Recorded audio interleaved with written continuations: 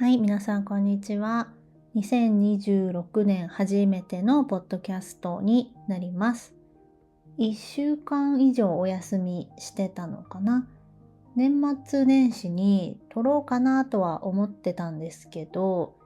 私も結構休んでいたのと、多分皆さんもゆっくり休んでるんだろうなと思って、SNS はアップしてませんでした。でも昨日かな、インスタは短い動画をアップしたんですけど、今年はインスタの更新頑張ろうと思ってるので、その宣言も兼ねて短い動画を撮ってすぐにアップしました。コメントもたくさんいただけてすごく嬉しかったです。本当にいつもコメントくださる皆さん、またいつも見てくださってる皆さん、今年もどうぞよろしくお願いします。今日は、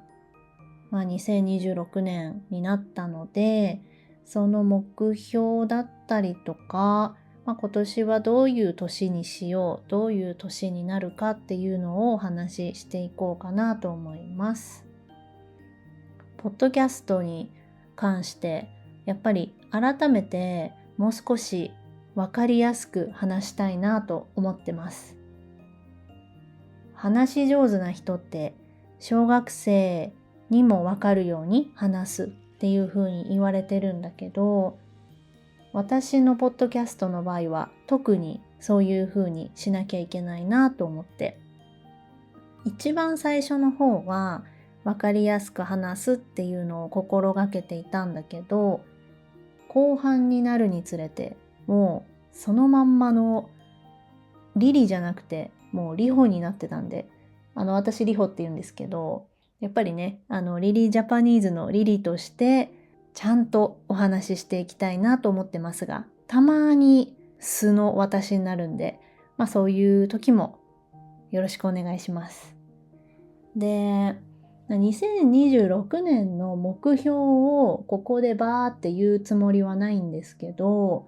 結構いろんな方がね、2026年はどうなるかとか、目標の立て方とか、そういうのを発信してるなと思って、で、2026年がどうなるかって、みんなが言ってる通りのね、ますます情報社会だし、格差も広がるだろうし、もちろんそんな昔のような格差ではないけどね、働き方もまた変わっていくとかいろいろ言ってて、その通りだとは思うんだけど、私も年末年始もうずっと休んでて、こんなに休んだ年末年始久しぶりだなっていうぐらいにゆっくりしてたんだけど、そこで考えてて、今年もそうだけど、これから何が大切かって健康でいることだなと思って、でその健康でいるっていうのは体っていうよりどちらかというと心だなと思って、やっぱり去年とかね、経営者の方自殺しちゃったりとか結構ニュースで見たり、私も実際にイベントとかセミナーで見たことあるような方だったりとか、そんなテレビに出てるような有名な方ではないけど、やっぱ私もよく SNS は見てるしやってるんで、知ってるような方がね、亡くなってしまったりとか、それが全部精神的なものが原因とはわからないし、一部ニュースで見てる情報だけだから全部分かってはないんだけど、やっぱり経営者とか何かを背負ってる人ってその追い詰められやすかったり、もうどうすればいいかわからなくなってしまうのかなと思いました。そうなると、やっぱり平凡に生きていくのがいいんじゃないかとか思うんだけど、でもどっちかがいいっていうわけではなくって、私は平凡よりはいろんなことをやって刺激的な人生を送りたい派なので、これからもいろんなことはやっていくんだけど、ちゃんと周りをしっかり見て、何のために頑張ってるかとか、誰のために頑張ってるかっていうのを見失わないように、していくのが大事って思いました。SNS とか見てると、煽ったりとか、これをしなさい、これをすべきとか、いろいろ発信はあるけど、それは全部自分の商品を売るためだったり、自分の再生数を上げるためだったり、ブランディングのために言ってることなので、あんまり他の人の意見は重要視しなくていいかなと思います。もちろんでも成功してる人とか憧れている人の発言を参考にしたりとか、それをもとに頑張るっていうのは本当に大事ですね。何かやりたいことがあったり、目標があっても、精神的に追い詰められたり、もう終わりにしたいって思って終わりにしてしまったら、もうそこまでじゃないですか。生きることも何か目標に向かって頑張ることも、すべては継続の先にしか生まれないし、継続した先に見えるものがあるから、やっぱり心身ともに健康でいることってすごく大事だなと思って。でもこの世の中ね、難しいんですよね、それが。私も先月とかね、途中で体調を崩して、私あんま体調崩さないし、長引かないんですけど、先月結構長かったんですよ。で、やっぱり自分にとって仕事ができないっていうのがすごく辛くって。私なんでこんな仕事が好きなんだろうってね、自分でもちょっと謎だったんだけど、やっぱり仕事をしてる自分が好きなんですよね。何をしてる自分が好きかっていうのってすごく大事だと思ってて、仕事してる自分が好きなら仕事すればいいし、仕事ができるように環境を整えたり、そういう時間を作るっていうのが大事で、遊ぶのが好きだったら遊ぶ時間作るため、遊ぶお金を作るために頑張るとか、やっぱ何してる時の自分が一番好きかなって。だから私、それを考えた時に、堂々と、私はその仕事をしないとストレスがたまるし、仕事をすることがストレス発散になるし、ちょっと変わってるかなって思うんだけど、やっぱり仕事してる自分が好きだからなんだなっていうふうに気づきました。そう、それでさっきね、何が大事かって言ったけど、やっぱり心が病んじゃう人って、ほんとこれからも増えていくと思うし、それってすごい課題だなと思って、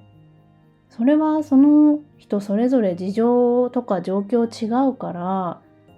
改善することはできないと思うんだけど、やっぱり私が今こうやって起業して事業をする立場になった時に、その経営者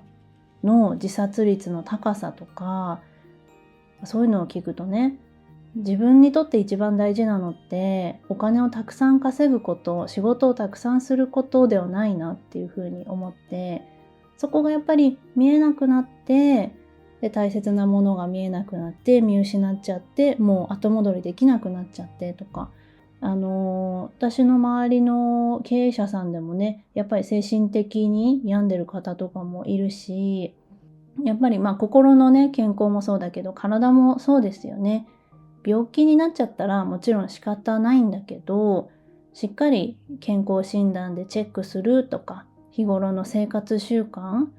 をきちんと見直すっていうのが大事だなっていうふうに思いました。だから健康でいるってね、もうそりゃそうなんだけど、やっぱり一番大事だなって思いました。だから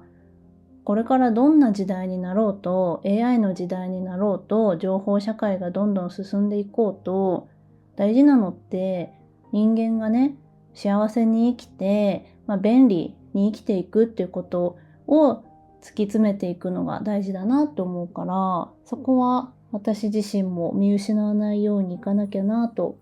思うし、そのために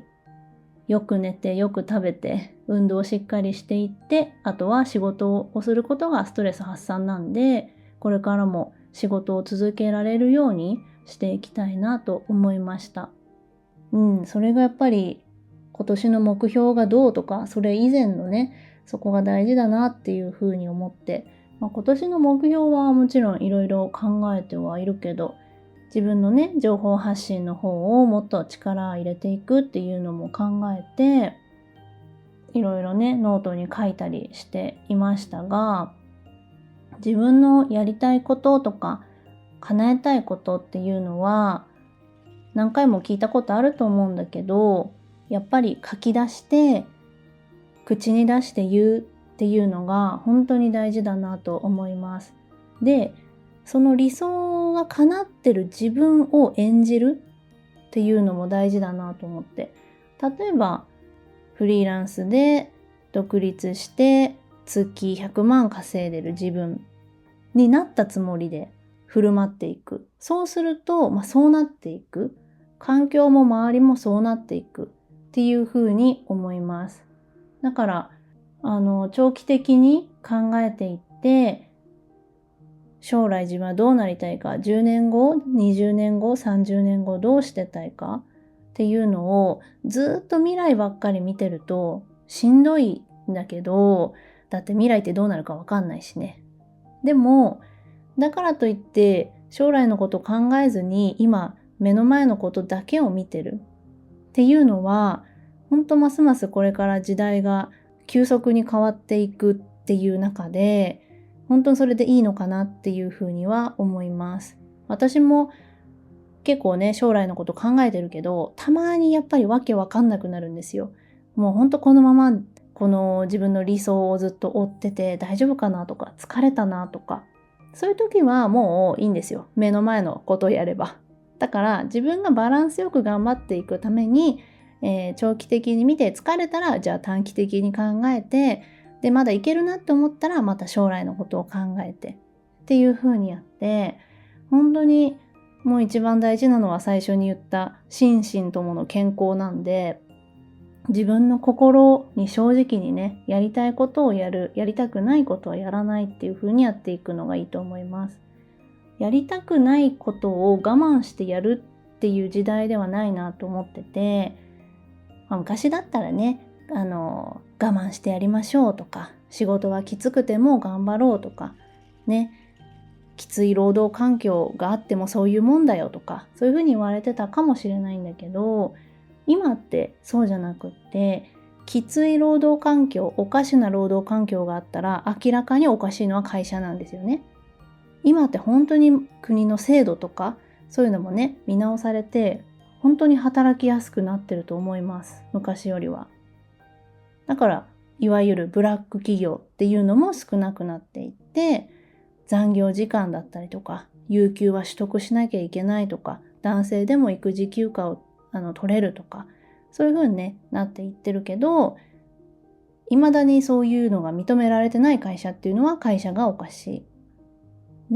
でもやっぱり仕事での一番の悩みって人間関係なんですよね。それはもうずっとそうらしいです。職場の悩みランキング1位は人間関係みたいだね。でもその人間関係でストレスを抱えて健康が損なわれるんであれば、そこはやめるべきだなと思います。我慢して続けるとか、そういう時代ではないんだよね。その働き口、働き先が一つっていう時代でもないんだよね。会社員が充実してて、お給料もしっかりもらってて、満足しているんであれば、その会社員だけを頑張って注力して、お給料を上げれるように頑張るっていうのもいいんだけど、お給料もらう先がいくつかあるっていうのもすごく今って安心材料になるなっていうふうに思ってて、もちろんそれって簡単なことではないんだけど、